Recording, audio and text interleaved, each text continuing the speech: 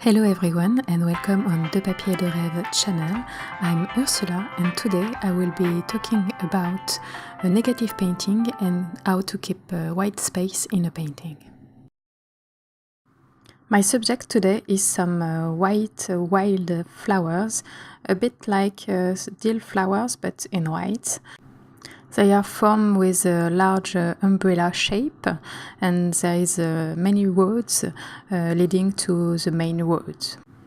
So my goal here is to make them pop against a really colorful background.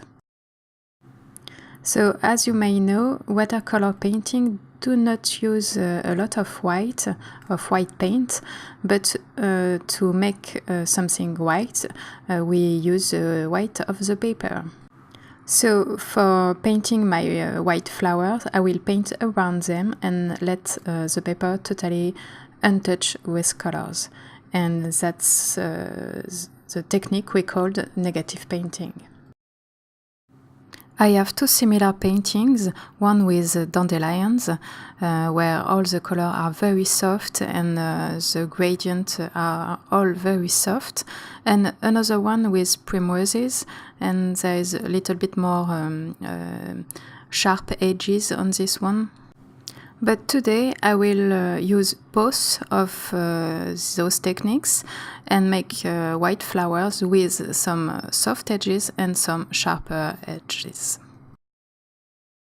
So I started my first layer with some cold colors underneath the flowers and some warmer colors on top of the flowers, in order to get some nice contrast between those two. So for the cold colors, I've used Ultramarine blue, Viridian and Quinacridone gold. And on the top, I just replaced Quinacridone gold by Verona gold ochre and put a little bit more of Verona gold ochre than the other two colors. And at the bottom of my painting, I'm using a little bit of burnt sienna in order to warm this part a little bit more and give it some earth tone to the greens. And while everything is still wet, I will turn my board a little bit in all directions in order to soften all the color together. And now my first layer has dried and I will make almost the same thing on the second layer. I will paint around the flowers again. But in order to get a little bit more depth, in some places I will paint exactly at the same area of my first layer, but in other space I will paint around a little bit more away from my first layer, so that there is a little bit more volume to my flowers already.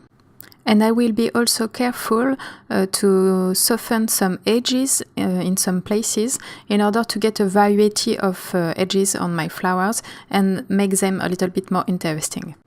When I'm blending the edges, I'm using a clean brush, but as I'm blending it, I will take a little bit more color on my brush and put it in the center of the flowers in order to get some variety here and not having just white there. And I will also painting around my flowers, underneath the flowers as well.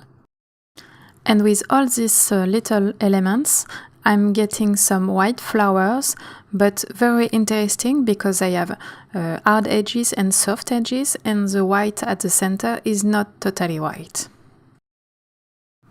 And now it's time to paint the bottom of my painting. I will add some texture with leaves and branches and roads in there, but very loose and very little details, so that it's a kind of messy style. In order to get even more texture in there, I'm using Viridian and Ultramarine blue.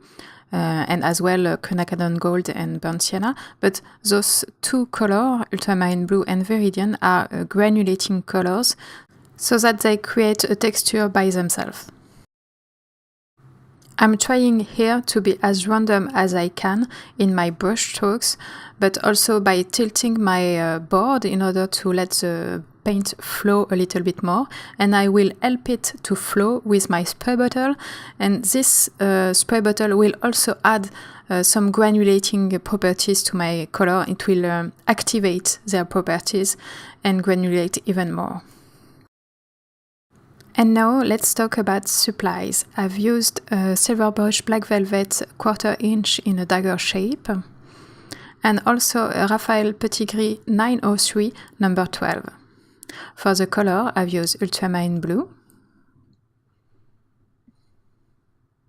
Viridian, Quinacridone gold, Verona gold ochre, and burnt sienna. And for my paper, I've used a sheet of arches in rough. And now it's time for details. Right now, my picture is just a strip of gold, a strip of white, and a strip of green. And I want to add details to that so that there is a unity between all those stripes. And I want to have a very vertical dynamic and energy to my flowers. In order to get that, I will add some rods to my flowers that will emerge from the bottom of my painting and pass behind the flowers even, to get a very nice unity of brush marks in my painting.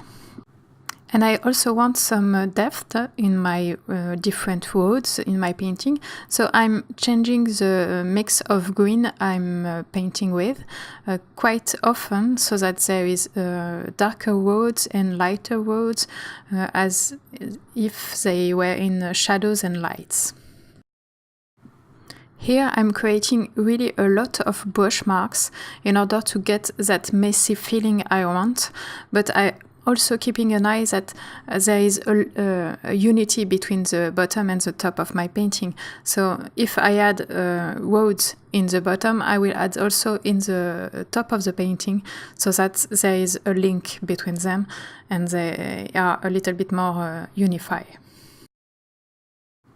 I'm really learning a lot by filming my process painting and watching it after, because right now I can tell that my picture is totally finished.